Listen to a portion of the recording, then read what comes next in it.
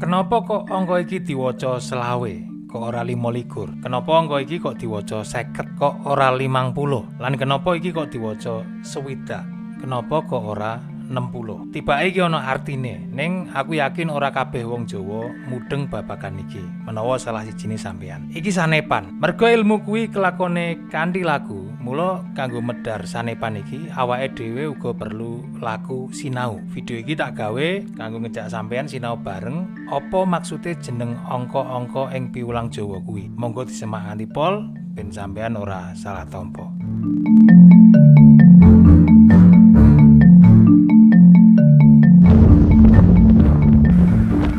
Ing video asal-usul Nuswantara, aku wis nyinggung sithik soal rumpun basa Austronesia. Basa sing dienggo wong Indonesia termasuk Jawa sing tibake duwe kemiripan karo basa Cempo, Vietnam lan Kamboja. Merga uripe kepisah ing tlatah sing beda lan dipisah segara, sithik mbaka sithik ing wektu sing dawa, variasi basane dadi beda-beda lan uga ngandhut kearifan lokal sing beda antara siji budaya lan liyane. Ing budaya Jawa, angka kuwi ora mung soal itung-itungan. Ana maksud sing dikandung ing sajroning sebutane, yaiku babagan cakra manggilingan. Dadi cakra manggilingan kuwi kebagi dadi rong makna, yaiku makna makro utawa jagat gedhe lan makna mikro utawa jagat cilik. Yen ing video sadurunge wis tak bahas sing jagat gedhe, saiki nyrempet sithik soal jagat cilik utawa fase panguripane menungsa ing alam donya. Iki ana gandeng rentenge karo sebutan angka. Miturut Pythagoras, hakikat tatanan alam semesta kuwi ana ing sajroning angka.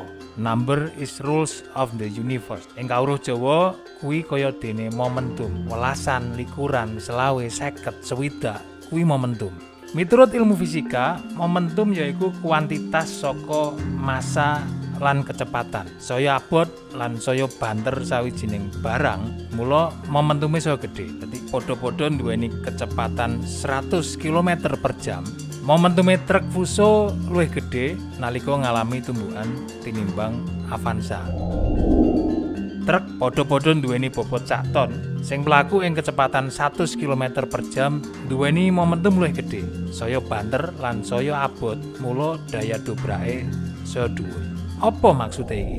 Dadi maksude tembok kuwi ibarate masalah sakjroning urip. Dene bobot lan kecepatan kuwi ibarate modale awake dhewe, kapasitas pribadi, kematangan lan kadiwasan. Saya mateng lan saya akeh dukungan sing diduweni. Mula daya dobrak awake dhewe dadi saya gedhe. Momentume iso tambah gedhe. Tembok utawa masalah ing urutan panguripane menungsa kuwi uga beda-beda. Cah umur welasan taun karo wong umur likuran taun, masalahnya mesti beda. Sing dienggo ngatasi masalah iki uga beda.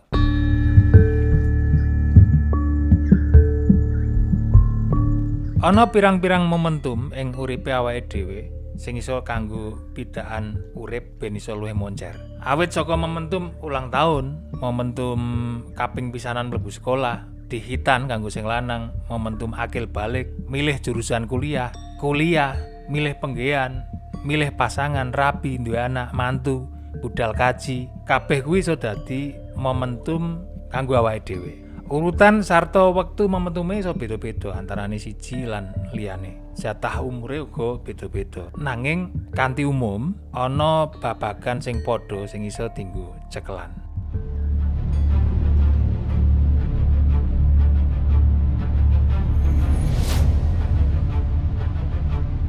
Sadurunge awake dhewe lair ing alam donya, hitungan umur durung diterapake ing awake dhewe, alias isih nol.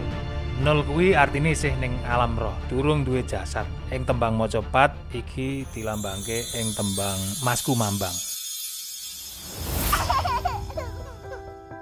Sakwise Masku Mambang, jabang bayi ing jero garbaning ibu kuwi mijil utawa lair. Ndoke wis pecah dadi angka 1. Saka momentum mijil iki, mula hitungan cakra manggilingan wis diwiwiti. Angka 1 kuwi simbol saka awal mulane kabeh babagan, kabeh kedadian ing uripe awake dhewe. Sawise 1 banjur 2. 2 kuwi simbol saka materi. Kenapa kok loro kuwi simbol materi? Mergo loro kuwi duweni sifat dualitas. Ana gedhe, ana cilik, ana abot, ana enteng. Loro kuwi uga pralambang yen menungsa kuwi bakal ngadepi pilihan-pilihan sajroning urip. Menungsa kuwi mesti kudu iso gawe keputusan. Ing tradisi Jawa jaman biyen nalika bayi wis ngancik umur 7-8 ana upacara kanggo bayi sing jenenge ngidak lemah. Artis-artis akeh sing lakoni iki. Ing acara kuwi biasane bayi diwenehi sajroning pilihan barang. Ora kok kanggo ngramal mengko dadi apa nek wis gedhe, nanging miturut penemuku iki kanggo nglatih mengambil keputusan, kanggo nglatih nggawe keputusan. Sawise loro banjur telu. Telu kuwi simbol idealisme, simbol ideal. Ora mung awal lan akhir nanging ning telu kuwi uga ana tengah. Nek ana titik cacahe loro disambungno paling banter mung iso dadi garis. Nanging nek telu ora mung garis ning iso dadi bentuk bangun datar. Bangun datar pisanan yaiku segitiga. Kanggo nggawe bangun datar paling ora dibutuhno 3 titik. Sawise telu, saiki 4. Variasine ora mung awal, tengah, lan akhir ning luwih kompleks. Ana tengah sing rada awal lan tengah sing ana ing rada akhir. Iki maksude kecenderungan. Menungsa kuwi ora iso ning tengah persis. Mesti ana kecenderungan rada maju apa rada mundur, rada ngiwa apa rada nengen sithik. Yen wong tuane iso menehi pengaruh sing apik kaya umur iki, mula kuwi iso ketandur kuat ing karaktere bocah. Sawise 4 banjur 5. 5 kuwi nek diothak-athik wis iso luwih kompleks. Mula sawise 5 taun menungsa kuwi wis ora diarani bayi maneh, wis ora diarani balita. Balita kuwi bawah 5 taun. Iki momentum. Sawise 5 banjur 6. 6 kuwi wis dudu bayi nanging bocah. 6 nganti 10 kuwi variasi bentuke saya akeh. Ing falsafah Jawa, momentum iki ana ing tembang sinom. Sinom kuwi nom-noman. Ing fase iki pengaruh wong tuwa kenthel banget sakjroning menehi karakter dasar ning anak. Wong tuwa kuwi kudu iso menehi memori sing apik ning anak lan wong tuwa kuwi uga kudu iso menehi pangarep, memberi harapan. Nek bocah duwe pangarep sekolah sing dhuwur, aja dipenggak senajan wong tuane ora duwe. Iki penting. Mergo umur-umur semono iki pancen angen-angene bocah lagi dhuwur-dhuwure. Sawise 10 banjur mlebu ing angka welasan, angka las-lasan. 11, 12, 13, 14, 15, 16, 17, 18, 19. Angka-angka iki ana ing fase tembang kinanti nek ning Mojopat. Wayahe bentuk jati diri lan awitan dalan kanggo nggayuh cita-cita. Kinanti asale saka tembung tuntun lan kanthi kang ateges bocah kuwi butuh tuntunan utawa dalan kang bener, tuntunan saka wong tuwa supaya gegayuhane iso kawujud. Tuntunan pisanan sing kudu diterapake marang bocah saka wong tuwa yaiku babagan welas asih. Mula kenapa angka 11 ing basa Jawa ora diarani 10 nanging ana tembung welas ing burine. Iki artine ket umur 11 taun, bocah-bocah kuwi kudu wis diulang rasa welas asih. Kuwi nek miturut falsafah Jawa. 11 nganti 19 kuwi wayahe bocah-bocah diwenehi tuntunan sing bener nganggo cara sing uga welas asih. Mergo umur-umur semono kuwi, umur teenager, bocah-bocah kuwi ora iso dikasari. Yen dikasari bakale malah mbrontak. Kadang dikencengi, kadang dikendoni kaya wong manjer layangan. Ing fase iki bocah uga kudu dituntun kanggo milih spesialisasi ilmu. Kan biasane nek ning SMA ana pilihan IPA apa IPS. Banjur nek kuliah kuwi njupuk jurusan apa, kuwi kudu wis diawiti ka umur iki. Iki momentum penting kanggo mbangun kompetensi kayata sing tak sebutno ing wiwitan mau. Soal truk tronton, kapasitas. Sakwise las-lasan banjur ngidak ing angka likuran.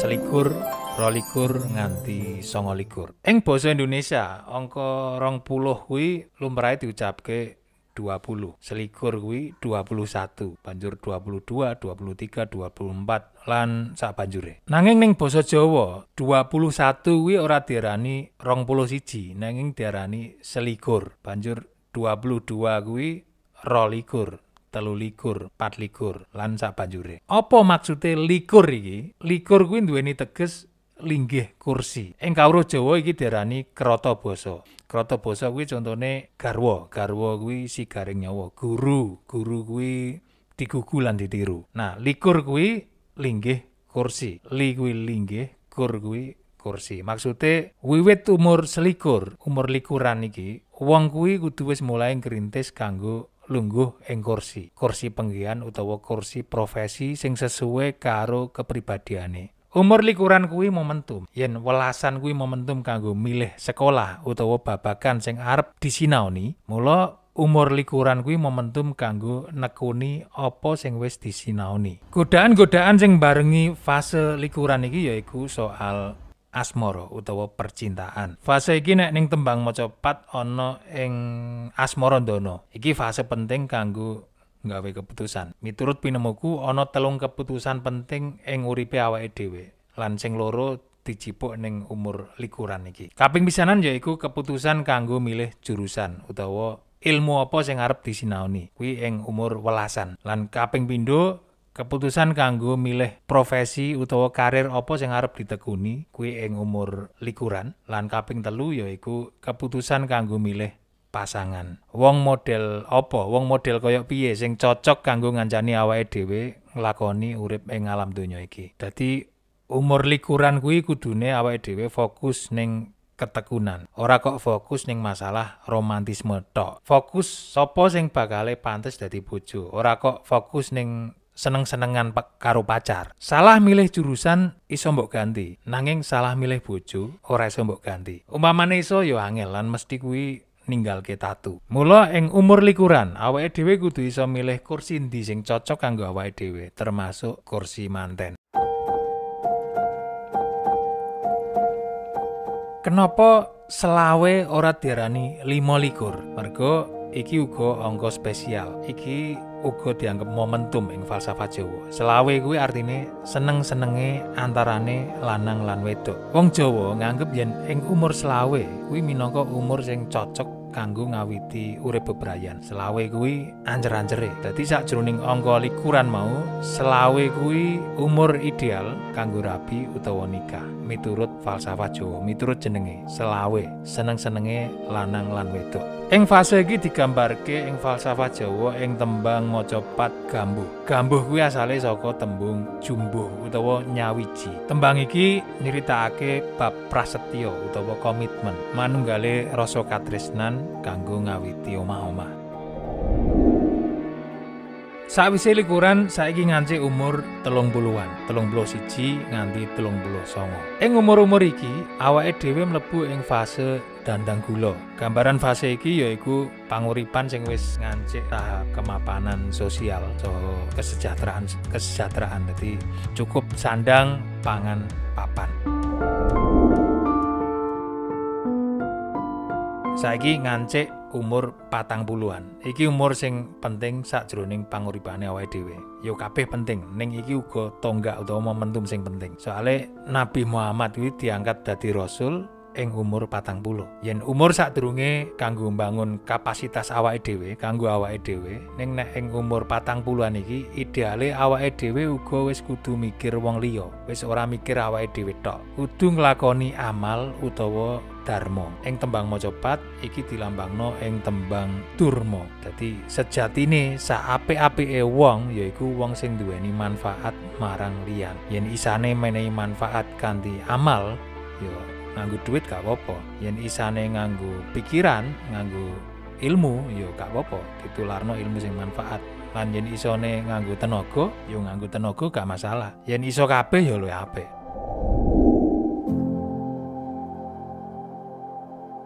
Sawise 40-an yaiku 50. Kenapa ora 50? Kenapa kok 50? Kuwi ana artine. 50 kuwi sanepan saka ukara seneng ketunan. Ketu kuwi kopiah utawa kupluk sing biasane dienggo ning masjid utawa nek arep salat. Ketu utawa kupluk bentuke kok ngene. Iki ketu utawa kopiah utawa kupluk. 50 kuwi nek ning Jawa wis dianggep tuwa, mula kudu gelem ngakehi ibadah lan gelem mungkur saka perilaku sing ala. Ing falsafat Jawa iki ana ing tembang macapat pangkur. Pangkur kuwi artine gelem mungkur lan nyingkrih saka nepsu-nepsu ala, saka tumindak sing ala, saka maksiat. Wis wayahe semeleh. Iki uga sing dadi alasan kenapa umur pensiunan PNS lan pegawai liyane biasane ning umur 55 nganti 58. Nek guru swidak ya. Mergo sejatine umur 50-an kuwi pancen wis kudu semeleh. Nyelehake gegayuhan donya diganti marang kesenengan akhirat kanthi simbol kedu iki mau. Seneng kedunan berarti seneng ning masjid, seneng salat.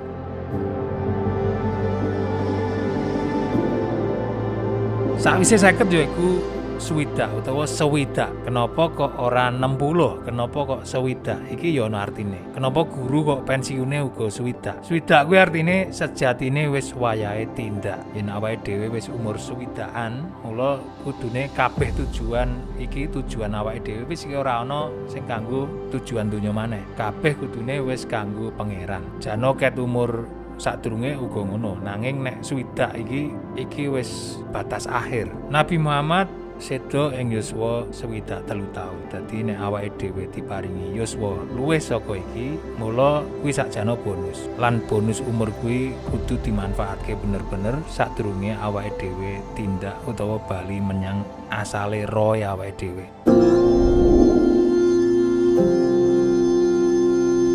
Wates uripe manungsa ing alam donya iki ing falsafah Jawa ana ing tembang macapat megatruh. Megatruh utawa megat roh utawa megat roh kuwi tegese pisahe nyawa saka raga. Sakwise mati, fase sak banjure sing uga ana ing tembang macapat yaiku pocong.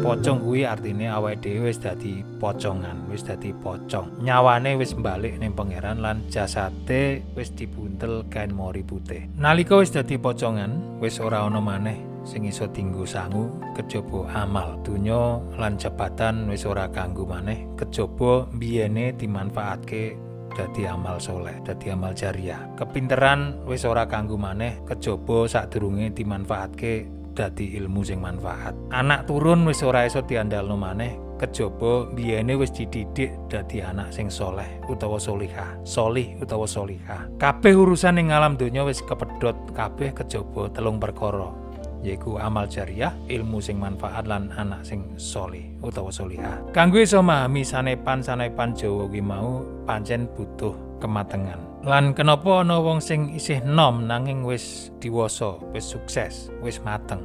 Lan sakwalike kenapa ana wong sing wis tuwa nanging durung mateng. Merga umur kuwi dudu ukuran kematengan utawa ukuran kadiwasan. Tua itu pasti, dewasa itu pilihan. Biyen ana iklan rokok kaya ngono. Lan kuwi bener. Kanggo iso diwasa, awake dhewe butuh ilmu. Fase-fase sing ana ing falsafat Jawa iki mung acuan wae, ora kudu persis kaya ngono. Merga momentum wong siji lan liyane kuwi beda-beda. Umure wae mesti beda-beda jatahe. Ning paling ora nalika awake dhewe sinau iki, awake dhewe iso cekelan duwe acuan saengga ora bakal mlingkar adoh saka cekelan kuwi. Lan sanepan iki iso dadi cekelan. Mbok menawa ana manfaate sampeyan tampa ya alhamdulillah, gak ditampa ya gak apa-apa. Matur nuwun wis gelem nyemak nganti pol.